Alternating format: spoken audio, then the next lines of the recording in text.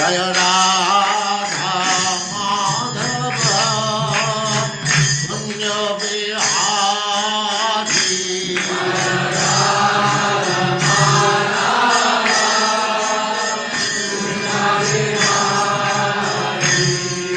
जय राधा माधव कुंज बिहारी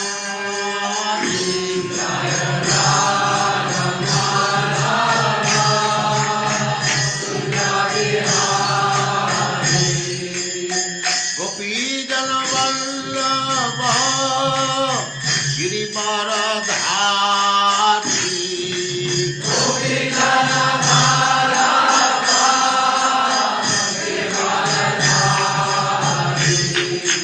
गोपी जन वल्लभ गिरिवरधारी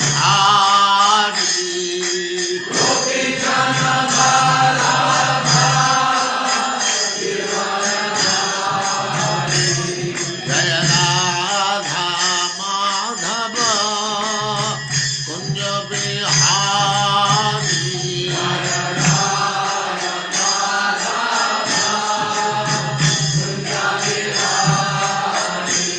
जय राधा माधव कुंज बिहारी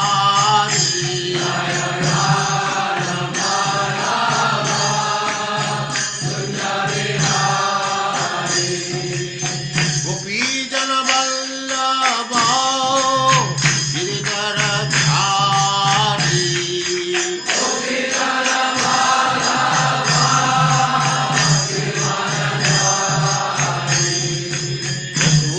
यशोदानंदन ब्रज जन रंजन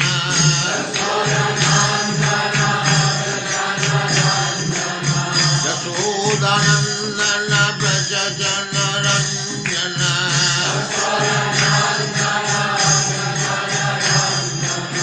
जमुना तीर वनचारी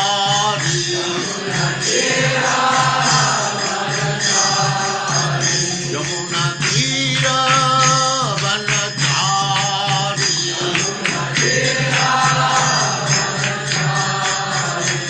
जय राधा माधव कुंज बिहारी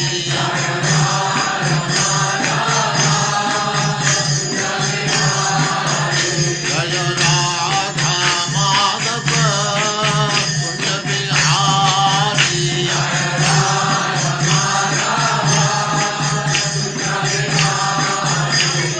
गोपी जन वल्लभ गिरिवरधारी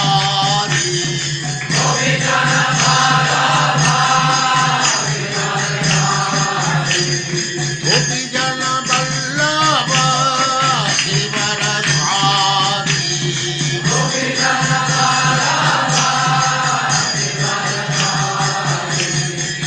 यशोदानंदन ब्रज जन रंजन यशोदानंदन ब्रज जन रंजन जमुना तीर वनचारी जय राधा माधव कुंज बिहारी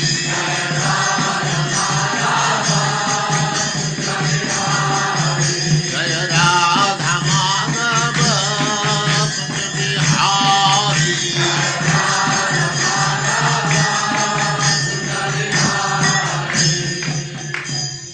जय उस्माकं परित्राजगताय ओम नमो भगवते वासुदेवाय।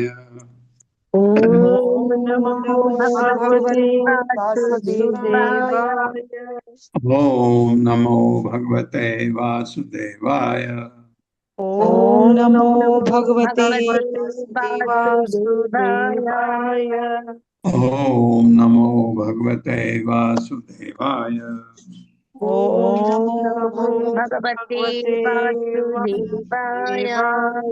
नारायणं नमस्कृत्य नारायणं नमस्कृत्य नरं चैव नरोत्तमं नरं नरं चैव चैव नरोत्तमम् देवीं सरस्वतीं व्यासं देवीं देवीं सरस्वतीं सरस्वतीं व्यासं ततो जयमुदीरये।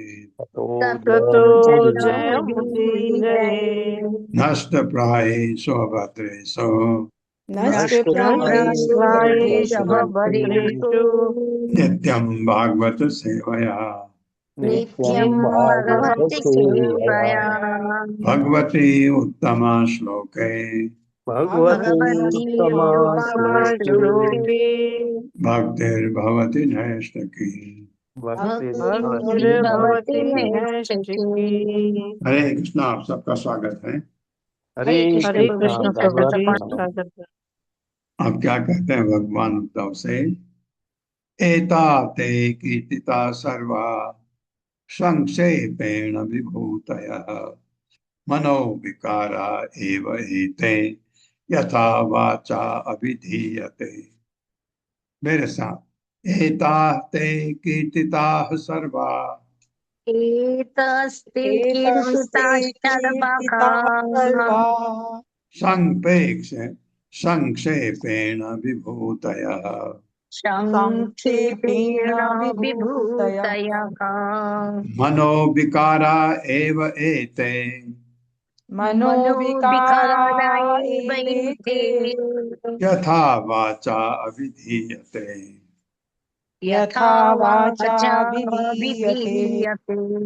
एता ये ते तुमसे कीर्तिता वर्णन किए गए सर्वा सभी संक्षेपेण संक्षेप में विभूत आध्यात्मिक ऐश्वर्य मेरे मन के विकारा विकार एवं निसंदेह एते ये यथा तदनुसार वाचा शब्दों से अभिधीयते प्रत्येक का वर्णन किया जाता है।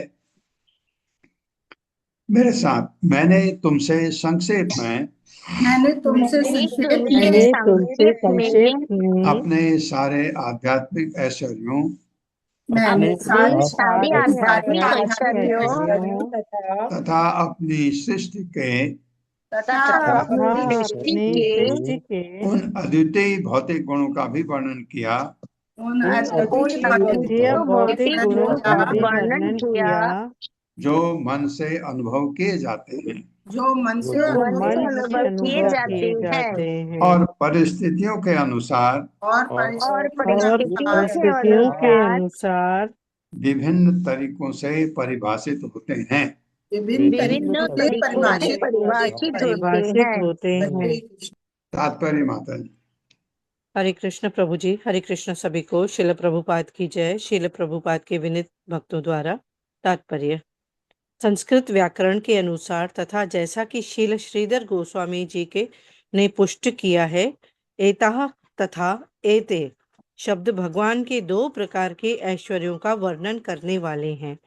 भगवान ने अपने ऐश्वर्य स्वांशों का यथा वासुदेव, नारायण, परमात्मा आदि का वर्णन किया है और इसके बाद भौतिक सृष्टि के प्रमुख गुणों का वर्णन किया है जिनको भगवान के यशों के अंतर्गत माना जाता है। भगवान के स्वांश यथा वासुदेव, नारायण इत्यादि भगवान के नित्य अपरिवर्तनीयशील दिव्य गुण हैं जिनका सूचन एता शब्द द्वारा हुआ है, किंतु भौतिक सृष्टि के अद्वितीय पक्ष परिस्थितियों पर आश्रित होते हैं और व्यक्तिगत अनुभूति पर निर्भर करते हैं। अतएव इन्हें मनोविकारा एवते यथा वाचा भी धीयते कहकर बतलाया गया है।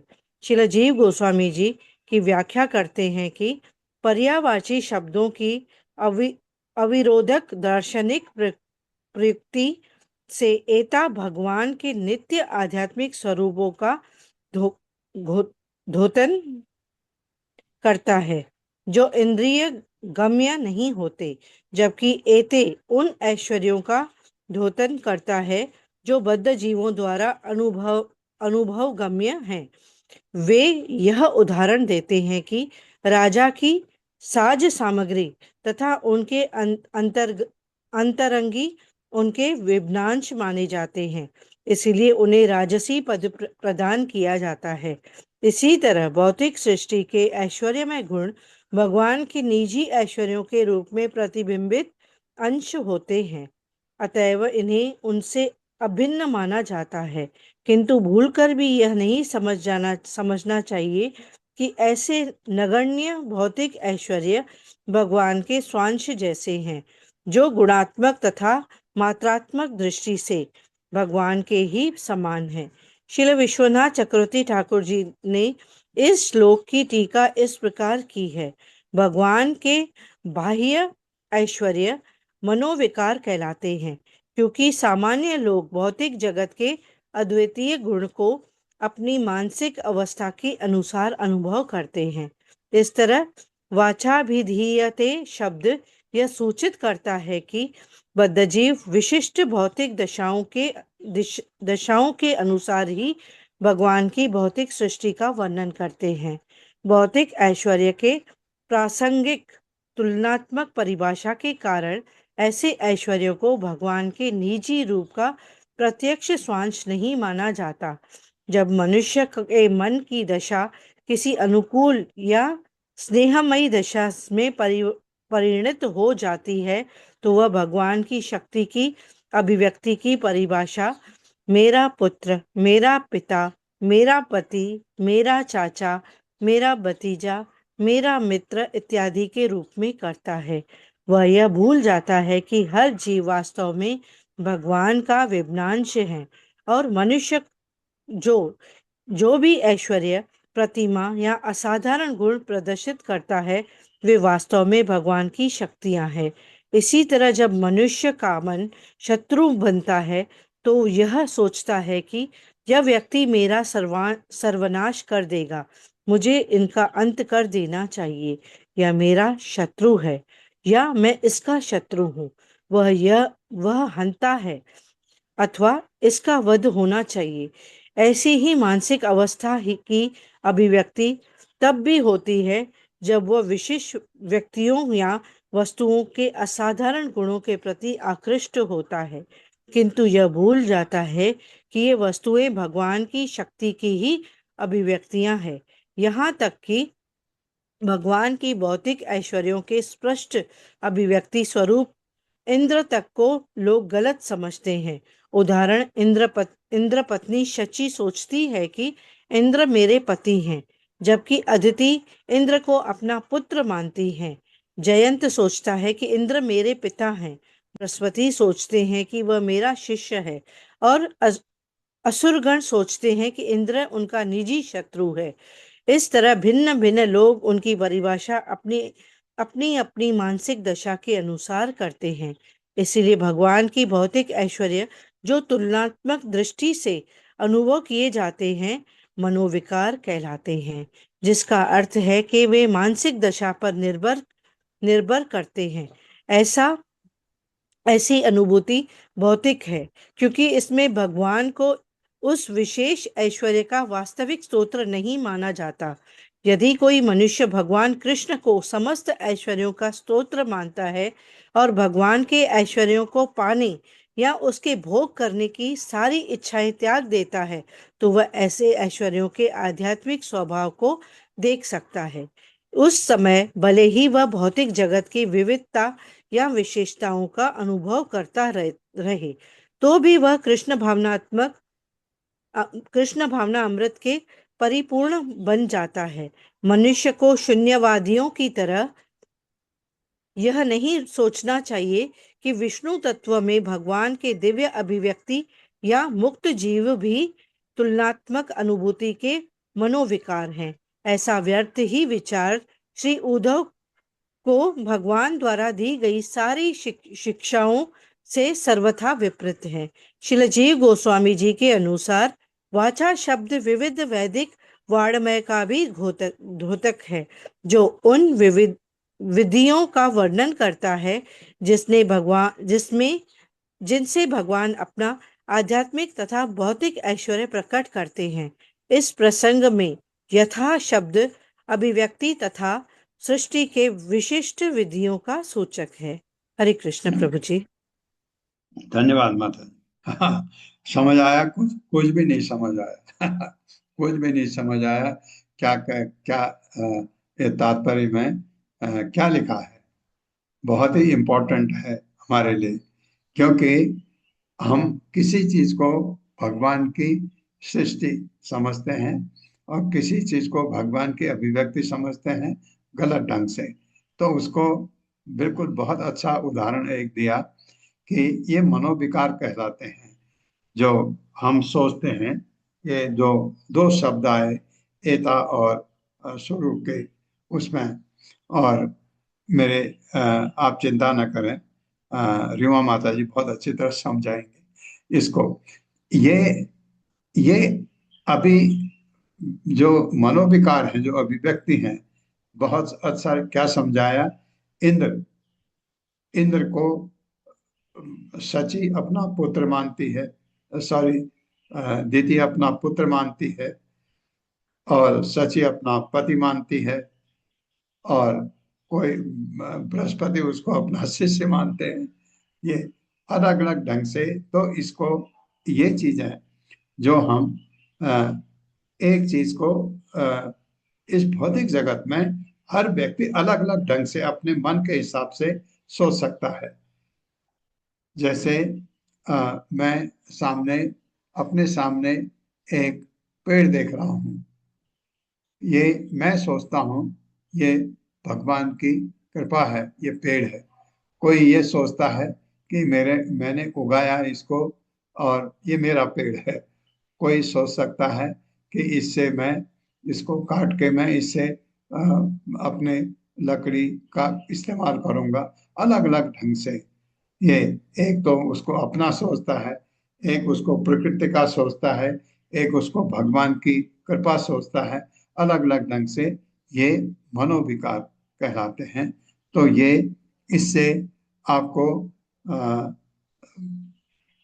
मेरे ख्याल से एक थोड़ा सा मैं इसको शुरू से ये जो है श्री विश्वनाथ चक्रवर्ती ठाकुर से पढ़ता हूँ। इस श्लोक की टीका इस प्रकार की है। भगवान के बाह्य ऐश्वर्य मनोविकार कहलाते हैं। बाह्य ऐश्वर्य, एक भगवान के जो बाह्य ऐश्वर्य वह जो हमारे भौतिक जगत में आते हैं, क्योंकि सामान्य लोग भौतिक जगत के अद्वितीय गुण को अपनी मानसिक अवस्था के अनुसार अनुभव करते हैं। इस तरह वाचा विहीयते शब्द यह सूचित करते हैं कि बद्ध जीव विशिष्ट भौतिक दशाओं के अनुसार ही भगवान की भौतिक सृष्टि का वर्णन करते हैं। जिसका मैं आपसे कह रहा था, इस तरह हो सकता है ये मनोविकार कहलाते हैं। इसको फिर बहुत सूक्ष्म में, ब्रीफ में और सुंदर ढंग से रीमा माता जी सुनाएंगे। वाचम यच्च मनो यच्च प्राणान यच्च इंद्रियाणि च आत्मानम आत्मना यच्च न भूयः कल्पसे अध्वनि। मेरे साथ, वाचम यच्च मनो यच्च वाचम यच्च मनो यच्च प्राणान यच्च इंद्रियाणि च प्राणानि प्राणान्यच्छेन्द्रियाणि च आत्मानम आत्मना यच्च आत्मनमात्मनो यच्च न भूयः कल्पसे अध्वने। न भूय कल्पयेध्वनि। वाचम, वाणी को, यच्च संयम में रखो। वाणी को बहुत ही जरूरी है। मन को यच्च संयम में रखो। ये तो बहुत बड़े लोगों का काम है, मन को संयम में रखना।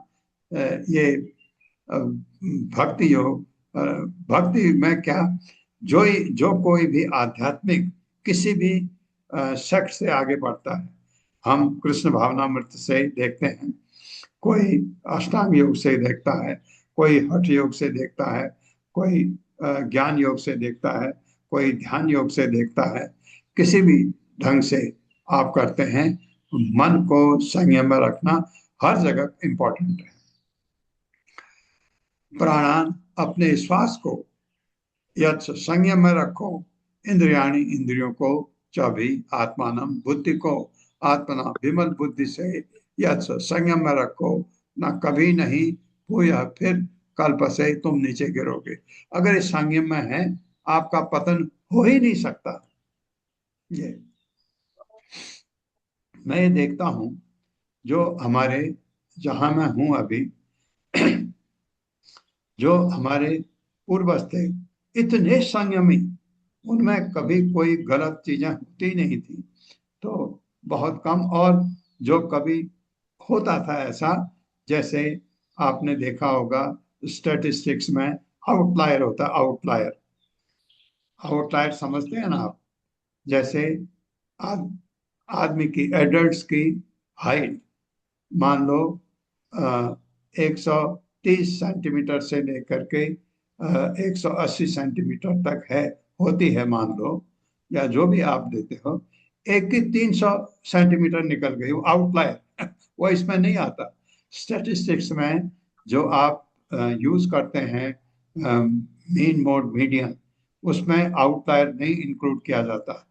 ऐसा आउटलायर मैं ये कह रहा हूँ कि जो हमारे पूर्वजों में मैंने जो देखा है, सुना है, देखा तो है, सुना भी है उनके पीछे वालों के बारे में, कि उनमें से कोई एक आध आउटलायर भी कभी कभी होता होगा, नहीं तो सबका ये चीजें बस में, संयम, बहुत संयमी लोग होते थे, उनकी कृपा हमारे ऊपर रही है।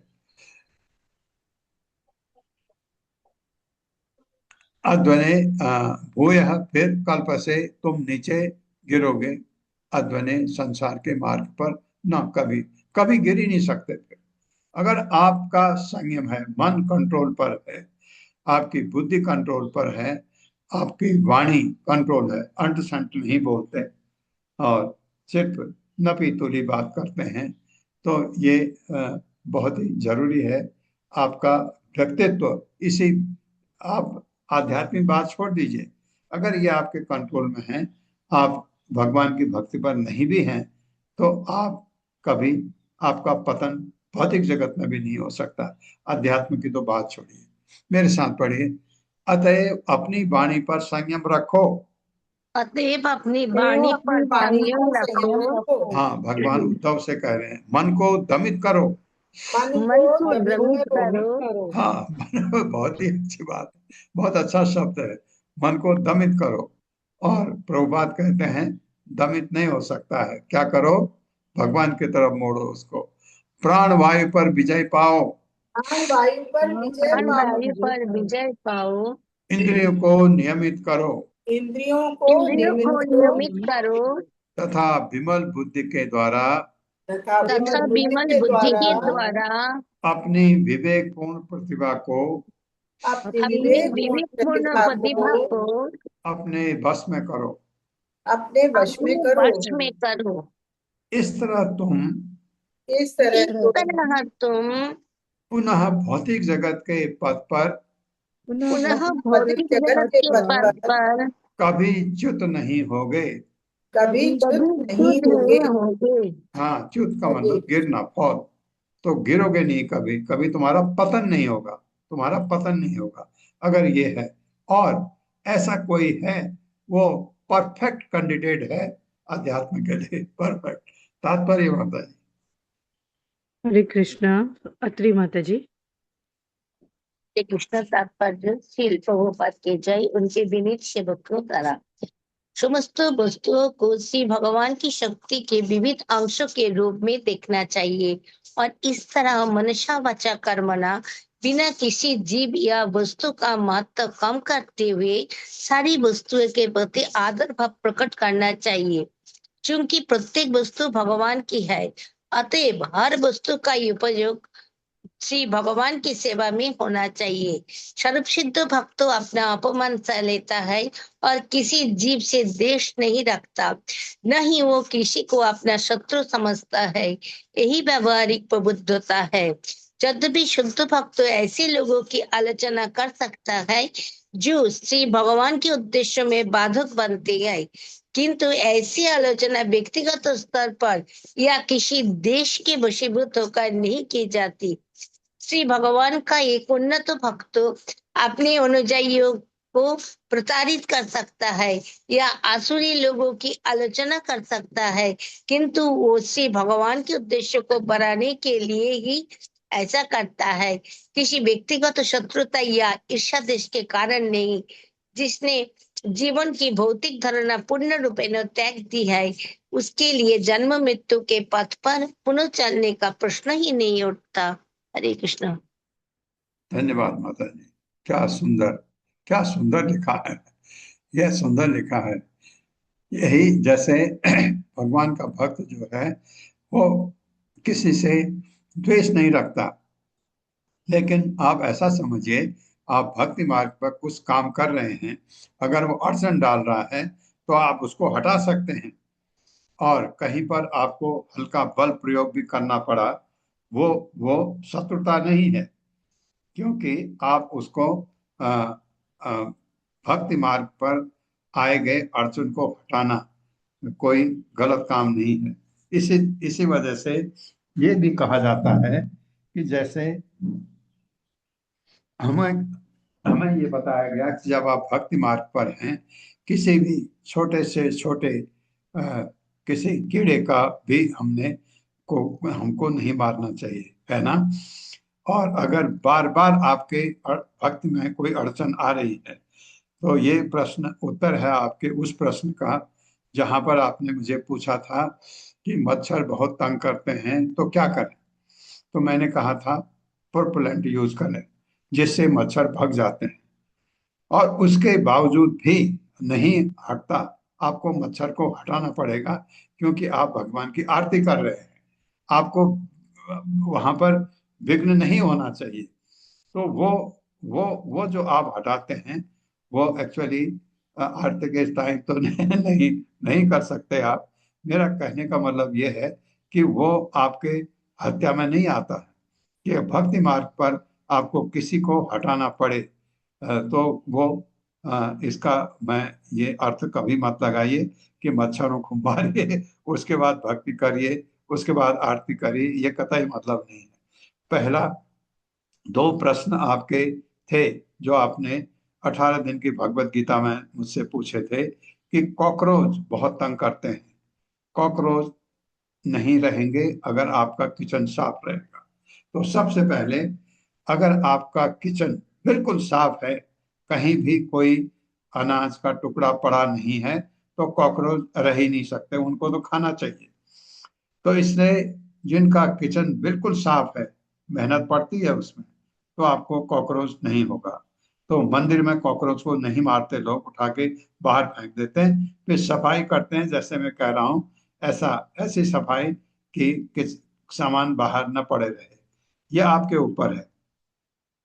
लेकिन फिर भी आता है अगर आपको, उसको हटाना जरूरी है, क्योंकि वो आपको भगवान का भोग लगाया हुआ भोग में कॉकरोच घुस जाए तो आप भोग नहीं लगा सकते, उसको हटाना है आपको। तो अगर भक्ति मार्ग में कोई अवरोध आता है, उसको हटाना, उसको मार्ग से अलग करना, वो आपके अहिंसा में नहीं आता। ये मेरी व्यक्तिगत राय है। ये लिखा नहीं, कहीं कहीं भी नहीं लिखा है। ये कहा जाता है किसी भी अ, पशु का वध करना आपका काम है ही नहीं। वो उसका वध करना, सिर्फ किसी भी प्राणी का वध भगवान के अलावा दूसरा कोई नहीं कर सकता। अगर आप करते हैं तो ये अपराध, आपके पाप आपके ऊपर जाता है। लेकिन मैंने आपको ये भी कहा था कि पाप लगता है कि जिसकी कॉन्शियसनेस ज्यादा है, पाप ज्यादा। मच्छर की कॉन्शियसनेस है ही नहीं, बहुत कम, तो उसका पाप एकदम कम। उससे कॉकरोच मारने का थोड़ा ज्यादा, उसके बाद चूहे मारने का उससे ज्यादा, उसके बाद किसी और जानवर को मारने का उससे ज्यादा, और सबसे ज्यादा पाप लगता है मनुष्य को मारने का, क्योंकि मनुष्य की चेतना सबसे ज्यादा होती है, उसकी जो कॉन्शियसनेस है वो सबसे ज्यादा होती है।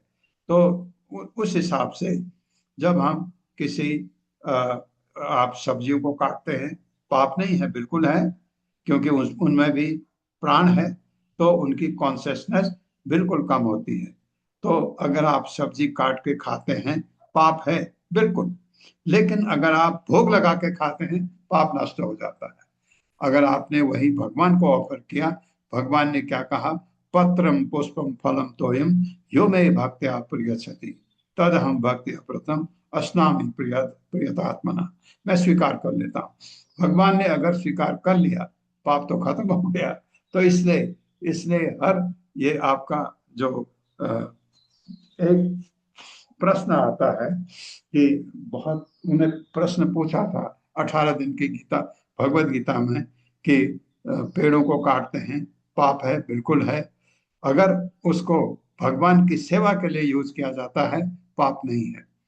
अपने ऐश्वर्य के लिए यूज करते हैं पाप। इसी तरह आपकी सब्जियां काटी पाप है, बिल्कुल पाप है। अगर आपके भगवान की सेवा के लिए यूज किया है पाप नहीं है। और आप उसी प्रसाद को आप खाते हैं। भगवान को ऑफर करने के बाद जो भोग है वो प्रसाद बन जाता है, तो प्रसाद को स्वीकार किया जा सकता है।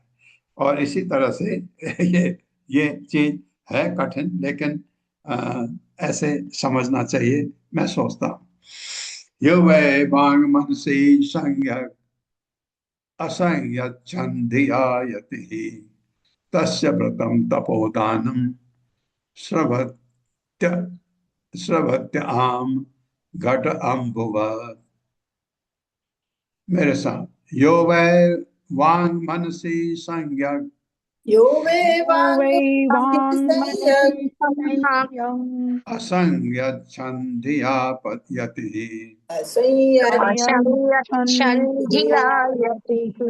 तस्य व्रतं तपोदानं तस्य व्रतं तपोदानं श्रवति आम घट अम्बुवत्। स्रवत्यां श्रवत्यामघटम्बुव। घटनाम्बुव। यह जो वह निश्चय ही वाक मनसी वाणी तथा मन संयक पूरी तरह असंयच्छन नियंत्रण में न रखते हुए धिया बुद्धि से यति अध्यात्मवादी तस्य उसका व्रतम व्रत तप तपस्या दानम दान श्रवती बह जाता है आम कच्चे घट पात्र में अम्बुवत जल के समान। जो योगी अपनी श्रेष्ठ बुद्धि द्वारा जो योगी अपनी श्रेष्ठ बुद्धि द्वारा बुद्धि द्वारा अपनी वाणी तथा मन पर अपनी वाणी तथा मन पर पूरा नियंत्रण नहीं रखता, पूरा नियंत्रण नहीं रखता, क्या होता है उसके साथ, सुनिए। उसके आध्यात्मिक व्रत उसके आध्यात्मिक व्रत तपस्या तपस्या तथा दान तथा दान उसी तरह बह जाते हैं उसी तरह बह जाते हैं जिस तरह कच्चे मिट्टी के घड़े से पानी बह जाता है। जिस तरह इस तरह कच्ची कच्चे मिट्टी से घड़े से पानी बह जाता है। हाँ, आध्यात्मिक व्रत रखा, एकादशी का व्रत, तपस्या किया आपने, वो भी एकादशी का व्रत है, वो भी तपस्या है। क्यों? क्योंकि आप उस दिन अनाज नहीं खाते। तथा दान उसी तरह दान भी करता है, लेकिन फल नहीं मिलेगा क्योंकि वो बह जाता है। जैसे कच्चे मिट्टी के घड़े से पानी निकल जाता है, वो भी निकल जाएगा। इसलिए बहुत जरूरी है कि अपनी वाणी तो मन पर पूरा नियंत्रण रख करके भक्ति करनी चाहिए। तात्पर्य माता जी। हरे कृष्णा। आशा माता जी। हरे कृष्णा। आशा माता जी।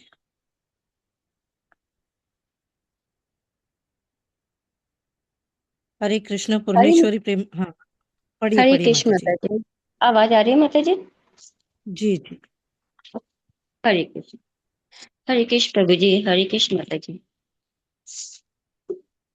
तात्पर्य प्रभुपाद जी द्वारा प्रभुपाद जी की जय। पकाई हुई घड़े में रखी हुई कोई भी तरल वस्तु उससे बाहर नहीं निकलती, किंतु यदि घड़ा कच्चा हो तो उसके भीतर भरा गया जल या अन्य तरल बहकर निकल जाएगा। इसी तरह जो योगी अपनी वाणी तथा मन को वश में नहीं रखता, उसके आध्यात्मिक अनुशासन तथा तपस्या धीरे धीरे क्षीण हो जाते हैं। दान सूचक है अन्यों के कल्याण के लिए किए गए कार्य का।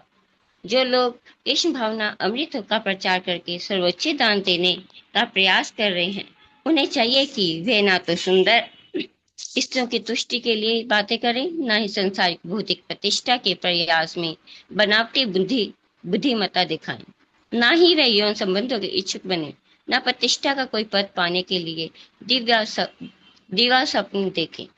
अन्यथा कृष्ण भावना अमृत का अभ्यास करने का उनका दृढ़ संकल्प जाता रहेगा, जिसका वर्णन यहाँ हुआ है। मनुष्य को अपने मन, इंद्रियों तथा वाणी पर उच्च बुद्धि द्वारा नियंत्रण रखना चाहिए, जिससे जीवन सफल बन सके। हरे कृष्ण प्रभु जी। तो तरीका तो यही है कि नियंत्रण रखने का बहुत सुंदर ढंग से बताया। तस्माद् वचो मनः प्राण नियच्छेन मत्परायणः मद्भक्ति युक्तया बुद्ध्या ततः परिसमाप्यते। मेरे साथ, तस्माद् वचो मनः प्राणान् तस्माद् वचमनः प्राणान् नियच्छेन मत्परायणः नियच्छेन मत्परायणः मद्भक्ति युक्तया बुद्ध्या मद्भक्ति मद्भक्तियुक्तया बुद्ध्या ततः परिसमाप्यते। ततः परिसमाप्यते। तस्मात्, इसलिए वचः शब्द मन प्राणान तथा प्राणों को नियत नियंत्रण में रखे, मत परायण मेरे प्रति श्रद्धावान, मत मुझ पर भक्ति से युक्त बुद्धिया ऐसी बुद्धि से, ततः इस प्रकार परिसमाप्यते जीवन लक्ष्य पूरा करता है। मेरे साथ, मेरे शरणागत होकर मनुष्य को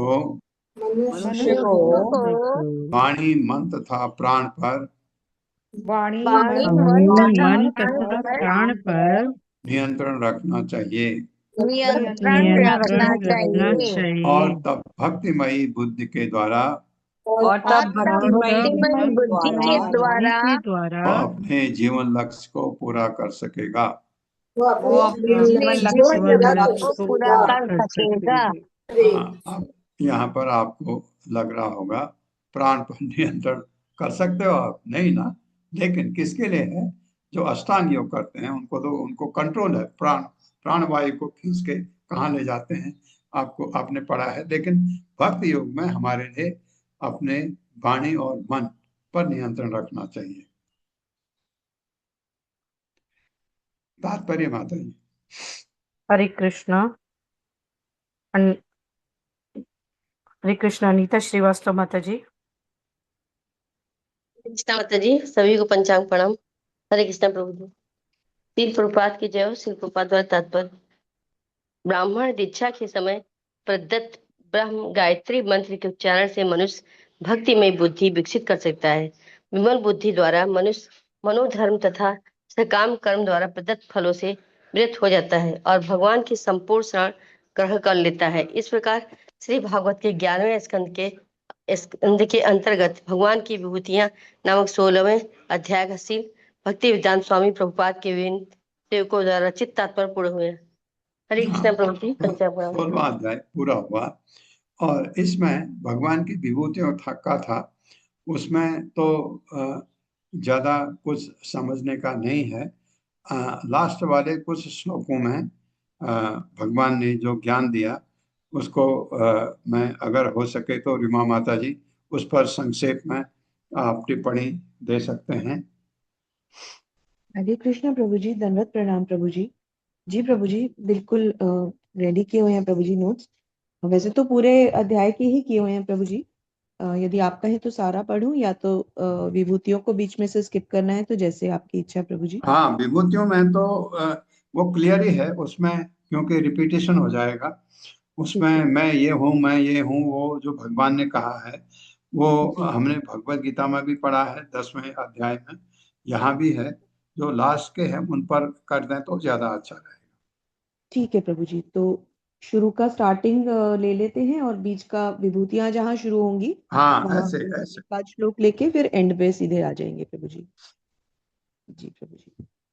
तो प्रभु जी ये 16वां अध्याय अब हम सारांश रूप में प्रभुपाद के विनीत शिष्यों के द्वारा हमने समझा और प्रभुपाद जी द्वारा जिस तरह से तात्पर्य दिए गए हैं शिष्यों के माध्यम से उनके हमने पॉइंट्स बनाए हैं, उन्हें प्रभु जी रीड करती हूँ। श्रील प्रभुपाद की जय। गुरु महाराज की जय। प्रभु जी आपके आशीर्वाद से प्रयास करती हूँ। अध्याय 16 था श्री भगवान की विभूतियां। उद्धव जी अब भगवान को महिमा मंडित करते हुए पूर्ण शरणागत होते हैं और कहते हैं कि श्री कृष्ण ही समस्त सृष्टि के सृष्टा, जीवन दाता, रक्षक तथा संहारक हैं। उद्धव जी भगवान को अनादि अनंत साक्षात परम सत्य और असीमित कहते हुए उनका यशगान करते हैं और उनके बारे में और अधिक जानने की इच्छा से उनके ऐश्वर्यों के बारे में जिज्ञासा व्यक्त करते हैं। उद्धव जी यहाँ से ये भी स्पष्ट करते हैं कि वैदिक ज्ञान का ज्ञाता भगवान की वास्तविक रूप में पूजा करता है। हालांकि ये भी साफ है कि अपवित्र चेतना द्वारा भगवान को समझना संभव नहीं है। साधु तथा वैष्णव भगवान को समस्त वस्तुओं के भीतर देखते हुए उनकी पूजा करते हैं, जैसे कि भक्त भगवान की सेवा करते हुए अपना सर्वोच्च प्रयास लगाता है और अच्छी से अच्छी सामग्री का चयन करके उन्हें ही अर्पित कर देता है। अब उद्धव जी पूछते हैं कि भगवान के किन विविध रूपों की पूजा करके महर्षि गण भक्ति द्वारा सिद्धि प्राप्त करते हैं। ये सिद्धियां कौन सी हैं और किस प्रकार प्राप्त की जाती हैं। एक प्रकार से वे भगवान के विष्णु तत्व अंशों यथा वासुदेव, संकर्षण, प्रद्युम्न तथा अनिरुद्ध रूपों को जानने की जिज्ञासा करते हैं। भक्त तो भगवान की भक्ति और कृपा द्वारा ही उनके दिव्य स्वरूप को समझ पाता है, परंतु सामान्य मनुष्य अज्ञानता के कारण भ्रमित हुआ भगवान के वास्तविक रूप को कभी नहीं समझ पाता और ना ही उनके अवतारों, उनके कारणों, उनके स्रोतों आदि को समझ पाता है। उद्धव जी भगवान की भौतिक तथा आध्यात्मिक शक्तियों को जानने की जिज्ञासा करते हैं, विशेषतया जिन्हें भगवान पृथ्वी, स्वर्ग, नरक तथा समस्त दिशाओं में प्रकट करते हैं। उद्धव जी द्वारा अर्जुन का सा प्रश्न पूछने पर भगवान श्री कृष्ण प्रसन्न होते हैं कि उनके दो प्रिय भक्तों ने उनसे एक ही सा प्रश्न पूछा। जैसे प्रभु जी आप प्रसन्न होकर हमारे प्रश्नों के उत्तर देते हैं। इस प्रकार भगवान उद्धव जी को अर्जुन की युद्ध क्षेत्र में उत्पन्न होने वाली स्थिति का स्मरण कराते हैं और फिर अपनी शक्तियों से उनका बोध करवाते हैं। भगवान कहते हैं कि वे समस्त जीवों के हितैषी, परमात्मा, सृष्टा, पालक, संहारक और स्वामी हैं। श्रील श्रीधर स्वामी ने 9वें श्लोक के तात्पर्य में भगवान की शक्तियों का बहुत सुंदर और विस्तृत वर्णन भी किया है। भगवान कहते हैं, यहाँ से भगवान की विभूतियां शुरू हैं तो हम केवल पहली पढ़ के फिर अंतिम पे आ जाएंगे। भगवान कहते हैं कि वे उन्नति चाहने वालों के गंतव्य, शासन करने वालों के काल, भौतिक प्रकृति के गुणों की समावस्था, धार्मिक लोगों के स्वाभाविक गुण, गुणयुक्त वस्तुओं की प्राथमिक अभिव्यक्ति, महान वस्तुओं में सृष्टि, सूक्ष्म वस्तुओं में आत्मा, दुर्जेय वस्तुओं में मन तथा शिक्षकों में ब्रह्मा है। मंत्रों में ओमकार, अक्षरों में प्रथम अक्षर अ, छंदों में गायत्री मंत्र, देवताओं में इंद्र, वसुओं में अग्नि, अदिति पुत्रों में विष्णु, वामन रूप में विष्णु और रुद्रों में शिव हैं। यहाँ भगवान की विभूतियों को मैंने छोटे छोटे पॉइंट्स में लिखा है जिन्हें अभी हम स्किप कर सकते हैं। एक सेकेंड प्रभु जी।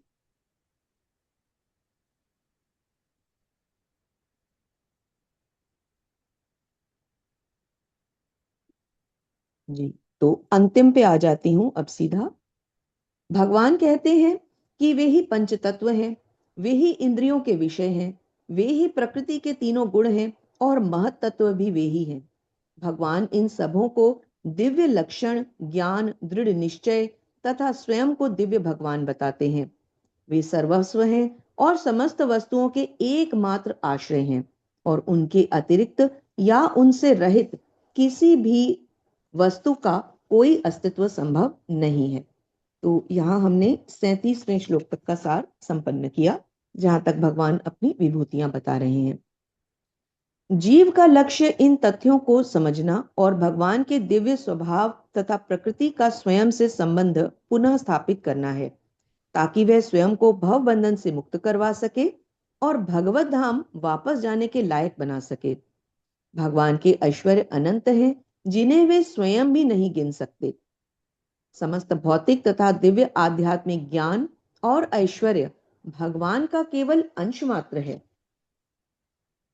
भगवान के आध्यात्मिक ऐश्वर्य स्वयं उन्हीं के सनातन स्वरूप को दिखलाता है और उनके भौतिक ऐश्वर्य बद्ध जीवों के द्वारा अनुभव किए जाते हैं, परंतु उनके गुण उनसे पूर्णतया अभिन्न है।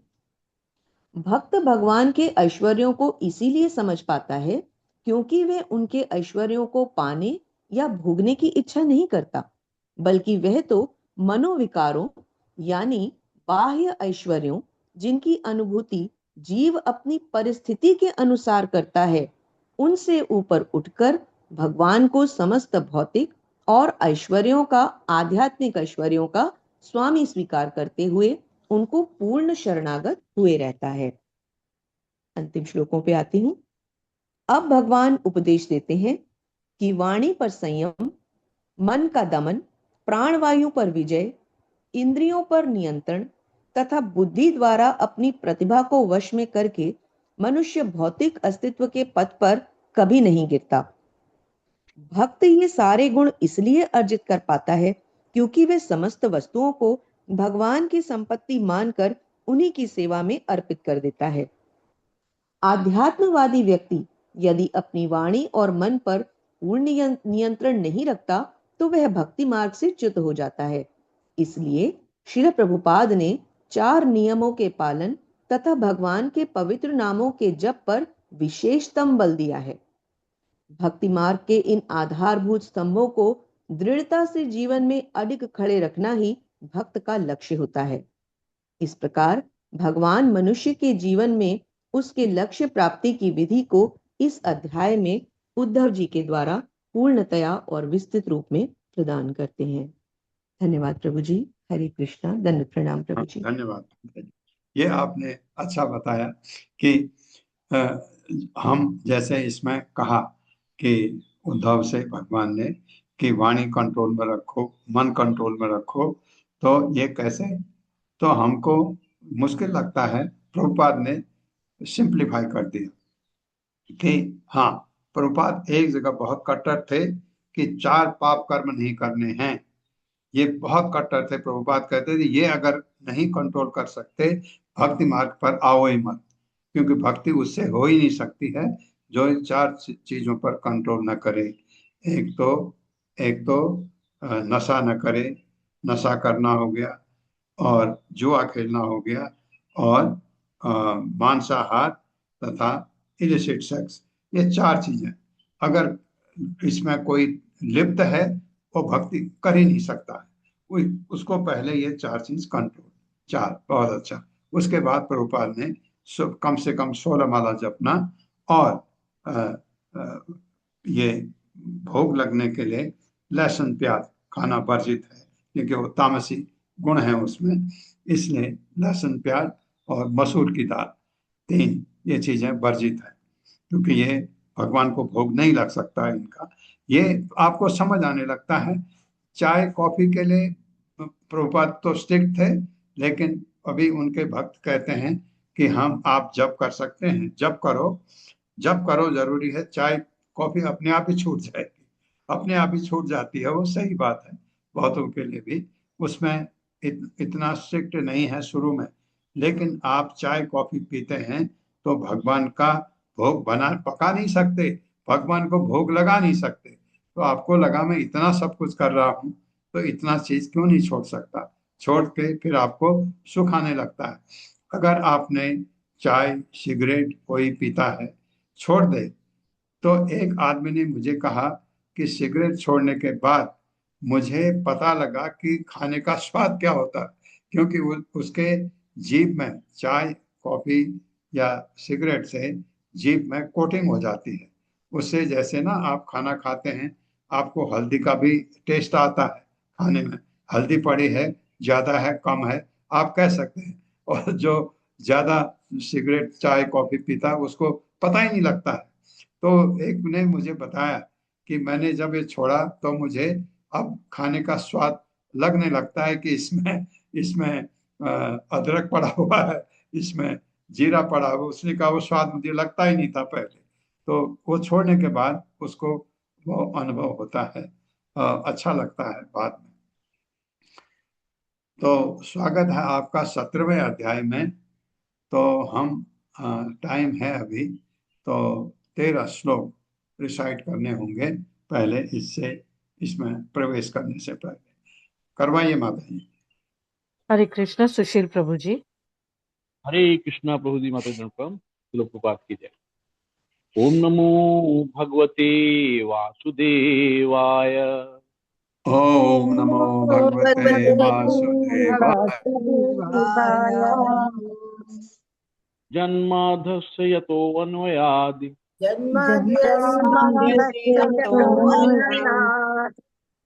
इतरश्चार्थे स्वभिक्षराट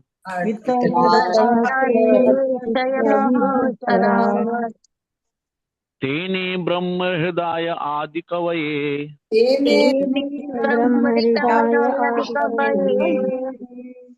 मुह्यन्ति यत सूरयः।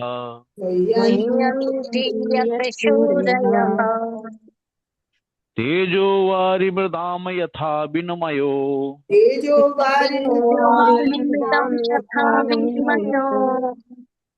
यत्र त्रिसर्गो अमृता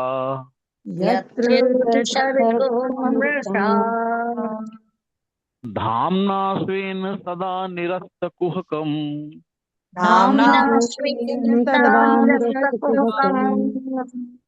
सत्यं परम धीमहि। धर्मः प्रोज्झित कैतो अत्र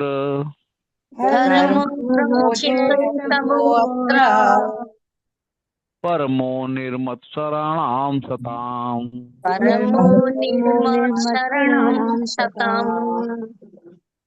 वेद्यं वास्तवमत्र वस्तु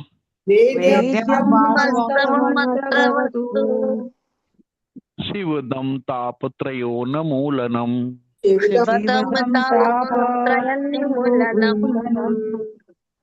श्रीमद्भागवते महामुनि कृते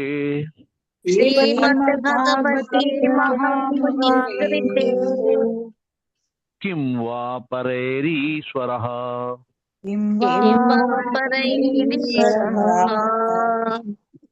सद्यो हृद्यवरुध्येत्यत्र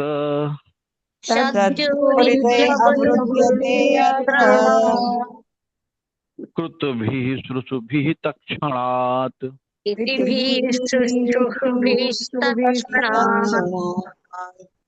निगमकल्पतरोर्गलितं फलम्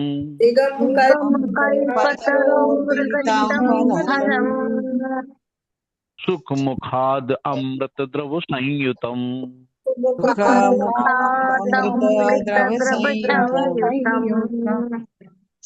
पिबत भागवतम रसमालयम्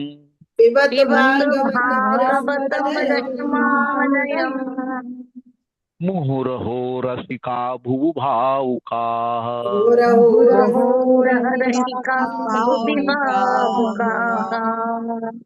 एते चांसकलः पुंसः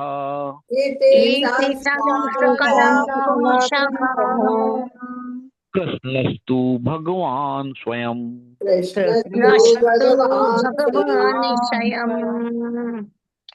इंद्राणि व्याकुलं लोकम्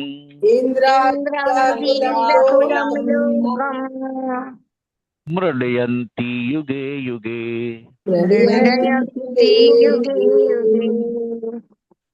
जन्म गुह्यं भगवतो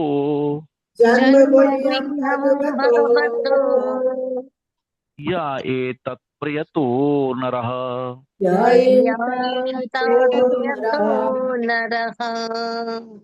सायं प्राणगणं भक्त्या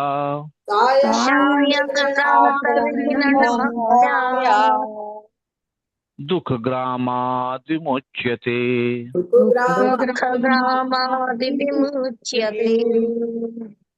अहमेवास्ममेवाग्रे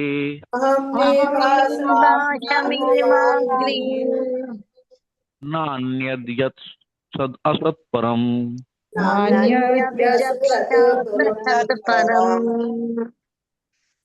पश्चादहं यदेतच्च पश्चादहं जाति न गच्छामि यो अविशेष्य सोऽस्म्यहम् यो वशिष्ठाशोऽस्म्यहम् ऋते अर्थं यत् प्रतीयेत विदितेर्भजतीता न प्रतीयेत चात्मनि नात्मनि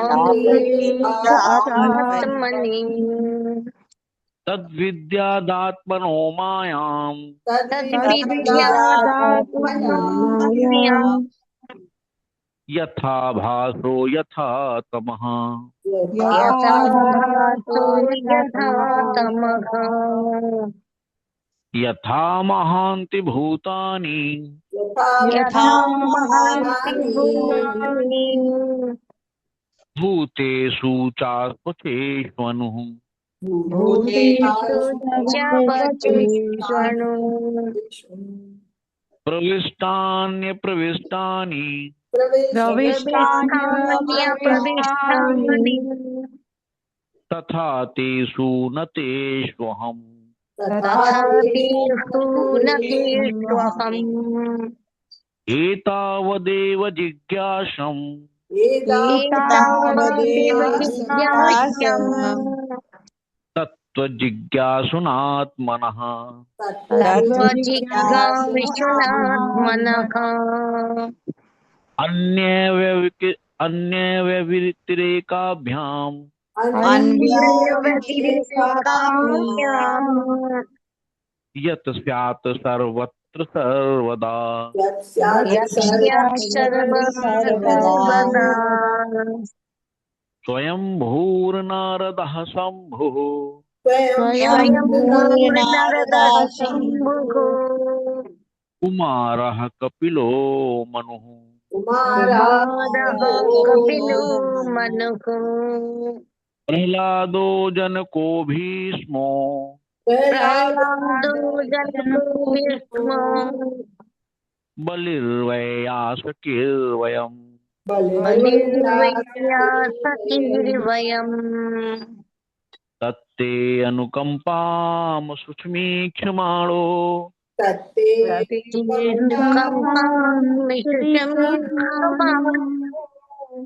भुञ्जान एवात्मकृतं विपाकम् भुञ्जानैवात्मकृतं विपाकम् हृद्वाग्वपुर्भिर्विदधन् नमस्ते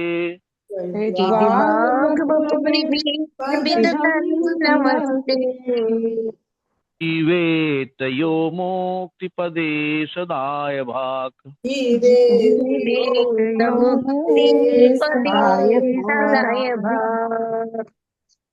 तव कथामृतं तप्त जीवनम्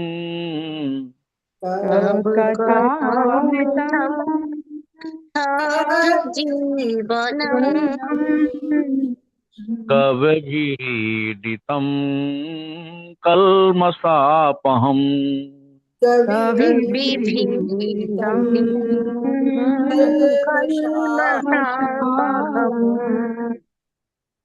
श्रवणमङ्गलं श्रीमदाततम्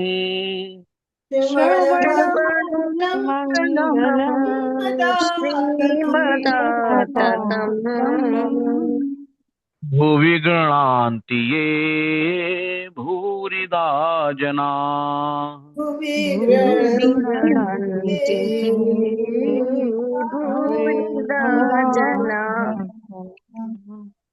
कृष्णवर्ग तृष्णाकृष्णम्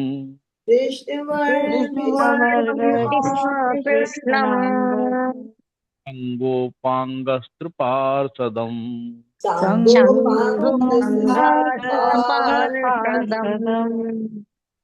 यज्ञै संकीर्तनं प्रायै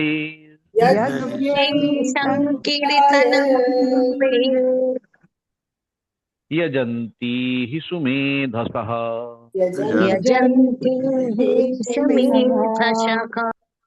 हरे कृष्णा। सभी को धन्यवाद। हरे कृष्णा। धन्यवाद। बहुत धन्यवाद आपका। हरे कृष्णा। माता जी पढ़वा सकती हैं? जी प्रभु जी। हरे आपका कृष्ण स्वागत है पूर्णेश्वरी माता 17वें जी। अध्याय में, पढ़वाइए। हरे हरे कृष्णा कृष्ण। माता जी। हरे कृष्णा प्रभु जी, दंडवत प्रणाम। जगत गुरु शिला प्रभुपाद जी की जय। तथा तात्पर्य उनके विनीत सेवकों के द्वारा। भगवान श्री कृष्ण हंस का रूप धारण करके ब्रह्मचारी तथा गृहस्थ आश्रमों के कार्यों का वर्णन कर चुके थे। अब इस अध्याय में वे इन्हीं की अधिक चर्चा उद्धव से करते हैं। जब उद्धव श्री कृष्ण से वर्णाश्रम धर्म के सामाजिक एवं धार्मिक कार्यों के विषय में जिज्ञासा करते हैं तो भगवान उत्तर देते हैं कि सतयुग में केवल एक ही सामाजिक व्यवस्था थी जिसे हंस कहते हैं। उस युग में लोग जन्म से ही शुद्ध भक्ति के प्रति समर्पित रहते थे और चूंकि हर व्यक्ति सभी प्रकार से पूर्ण होता था, इसलिए वह युग कृत युग कहलाता था। तब वेद ओम नामक पवित्र अक्षर के रूप में प्रकट थे और भगवान की अनुभूति धर्म रूप चतुष्पाद विषय के रूप में मन के भीतर की जाती थी। तब यज्ञ विधि का सूत्रपात नहीं हुआ था और निष्पाप लोग स्वभाव से तपोन्मुखी होने के कारण भगवान के साकार रूप का ध्यान करते थे। इसके बाद त्रेता युग में भगवान के हृदय से 3 वेद प्रकट हुए और उन्हीं से यज्ञ अग्नि के 3 रूप प्रकट हुए। उसी समय भगवान के शरीर के अंगों से 4 वर्णों तथा 4 आश्रमों का उद्भव हुआ, जो समाज के विभिन्न वर्गों के लिए भौतिक एवं आध्यात्मिक कर्तव्य को निर्धारित करते हैं। भगवान के ऊपरी तथा निचले अंगों से जन्म लेने के अनुसार इन वर्णाश्रमों में उच्च तथा निम्न गुण आए। इस वर्णन के बाद भगवान श्री कृष्ण चारों वर्णों के तथा इन वर्णों के बाहर के लोगों के स्वभावों की व्याख्या करते हैं। वे सामान्य मानवता से संबद्ध गुणों का भी वर्णन करते हैं। उच्च आश्रमों के सदस्य दूसरा जन्म स्वीकार कर सकते हैं। उपनयन संस्कार के बाद उन्हें गुरुकुल जाना होता है। छात्र ब्रह्मचारी को शांतचित्त होकर वेदाध्ययन में लीन होना चाहिए। उसे चोटी रखनी चाहिए। उसे दांत साफ रखना करना करना अपने लिए अच्छा आसन बनाना, स्नान या शौच करते समय बातें करना, बाल तथा नाखून कटाना या वीर्य स्खलन करना वर्जित रखता है। उसे दिन में 3 बार संध्या अर्चन करना चाहिए और ईर्ष्या मुक्त होकर अपने गुरु की सेवा करनी चाहिए। ब्रह्मचारी को भिक्षा में जो भी भोजन तथा अन्य वस्तु मिले उन्हें लाकर अपने गुरु को अर्पित करना चाहिए। भगवान का भोग लगाने पर जो मिले उससे ही पेट पालन करना चाहिए। उसे अपने गुरु के पांव दबाने चाहिए, गुरु की पूजा करनी चाहिए और समस्त इंद्रिय तृप्ति से बचकर ब्रह्मचर्य व्रत का पालन करना चाहिए। उसे मनसा वाचा कर्मणा परमात्मा रूप में भगवान की पूजा बताई गई विधि से करनी चाहिए। ब्रह्मचारियों के लिए स्त्रियों को देखना, छूना, उनसे बातें करना, उनके साथ खिलवाड़ करना पूर्णतः वर्जित है। सभी वर्णाश्रम सदस्यों को स्वच्छता का तथा जल द्वारा शुद्धि का निर्वाह करना चाहिए। हर एक को यह भी सलाह दी जाती है कि वह सदैव स्मरण रखे कि भगवान सबों के हृदयों में वास करते हैं। वेदों के विभिन्न पक्षों का अध्ययन करने के बाद जिस ब्राह्मण में भौतिक इच्छाएं हो, वह अपने गुरु से आज्ञा लेकर गृहस्थ जीवन में प्रवेश कर सकता है। अन्यथा यदि वह भौतिक इच्छाओं से रहित है तो वह वानप्रस्थ तथा सन्यासी बन सकता है। एक आश्रम से दूसरे आश्रम में प्रवेश करते समय कर्म का ध्यान रखना होता है। गृहस्थ आश्रम में प्रवेश के लिए इच्छुक व्यक्ति को अपनी ही जाति की जो आपत्तिजनक नहीं है अपने से कम उम्र वाली पत्नी स्वीकार करनी चाहिए। द्विजो अर्थात ब्राह्मण, क्षत्रिय तथा वैश्य इन 3 वर्णों के अनिवार्य कर्तव्य है। भगवान की पूजा, वेदाध्ययन तथा दान देना, दान लेना, अन्यों को पढ़ाना तथा अन्यों के लिए यज्ञ करना, ये वृत्तिपरक कर्तव्य केवल ब्राह्मणों के विशेषाधिकार है। यदि कोई ब्राह्मण यह सोचता है कि इन कर्तव्यों में संलग्न होने से उसकी चेतना दूषित होती है तो वह खेतों से अन्न बीज कर अपनी जीविका चला सकता है। यदि वह दरिद्रता से विचलित हो जाए तो वह क्षत्रिय या वैश्य का पेशा अपना सकता है, किंतु उसे शूद्र का पेशा कभी नहीं अपनाना चाहिए। ऐसे ही परिस्थिति में एक क्षत्रिय वैश्य का पेशावृत्ति अपना सकता है और एक वैश्य शूद्र की वृत्ति ग्रहण कर सकता है। किंतु जब जब आपातकाल बीत जाए तो निम्न वृत्ति में बने रहना ठीक नहीं है। अपने निजी कर्तव्य में स्थिर ब्राह्मण शूद्र भौतिक इच्छाएं त्याग देता है, वैष्णवों की सेवा करता है और भगवान के संरक्षण में रहता है। गृहस्थ को प्रतिदिन वेदाध्ययन करना चाहिए और अपनी वृत्ति की मेहनत की कमाई से अपने आश्रितों का लालन पालन करना चाहिए। जहाँ तक हो सके उसे अनुष्ठानिक यज्ञों कर्म कांड द्वारा भगवान की पूजा करनी चाहिए। भौतिक जीवन से निर्लिप्त रहकर तथा भगवत भक्ति में दृढ़ रहते हुए गृहस्थ अंत में वानप्रस्थ आश्रम ग्रहण कर सकता है, जिससे वह अपने को पूरी तरह भगवान की पूजा में लगा सके। यदि उसका पुत्र वयस्क हो चुका हो तो वह सीधे संन्यास ग्रहण कर सकता है। किंतु ऐसे व्यक्ति जो स्त्रियों के प्रति अत्यंत आसक्त रहते हैं, जिनका कोई दृढ़ संकल्प नहीं होता और जो संपत्ति के पीछे दीवाने रहते हैं, वे निरंतर अपने परिवार वालों के कल्याण की चिंता में मग्न रहते हैं और अगले जन्म में निम्न योनि में जन्म लेते हैं। हरे कृष्णा प्रभु जी, धन्यवाद। धन्यवाद माता जी, बहुत बहुत धन्यवाद। ओम अज्ञानतिमिरान्धस्य ज्ञानांजन शलाकया चक्षुरुन्मिलितमेन तस्मै श्री गुरुवे नमः। नमः विष्णुपादाय कृष्णप्रेष्ठाय भूतले श्रीमते भक्तिवेदांत स्वामिनिति नामिने। नमस्ते सरस्वती देवे गौरवाणी प्रचारिणे निर्विशेष शून्यवादी पाश्चात्य देशतारिणे। जय हो श्री कृष्ण चैतन्य प्रभु नित्यानंद श्री अद्वैत गदाधर शिवासादि गौर भक्तवृंद। हरे कृष्णा कृष्ण कृष्ण हरे हरे, हरे राम राम राम हरे हरे। सुधीर प्रभु, हरे कृष्ण। आपका प्रश्न है कोई? जी प्रभु जी, दंडवत प्रणाम। प्रभु जी, ये पूछना था, जैसे गीता में हमने जाना कि 4 वर्ण है और व्यक्ति को गुणों के हिसाब से जाना जाएगा। शूद्र भी ब्राह्मण का रूप माना जाएगा यदि उसके गुण ब्राह्मण वाले। तो इसी तरह ये पूछना है कि जो आश्रम है, ब्रह्मचर्य, गृहस्थ, वानप्रस्थ से संन्यास, तो व्यक्ति संन्यास आश्रम में चला गया, लेकिन यदि उसके गुण संन्यास वाले नहीं है तो यही चीज यहाँ भी लागू होगी प्रभु जी? संन्यास वाले गुण नहीं है तो संन्यास लेना ही नहीं चाहिए उसको। नहीं, वो चला गया, उसके गुण मतलब इंद्रिय विषय में ही है। हाँ, तो नहीं ऐसा है। हाँ, आपका प्रश्न समझ गया मैं कि उसने वानप्रस्थ लिया, वानप्रस्थ के बाद संन्यास बना।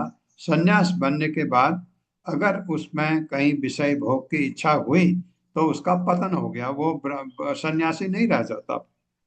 इसलिए संन्यास के लिए बहुत चीजें बताई हैं।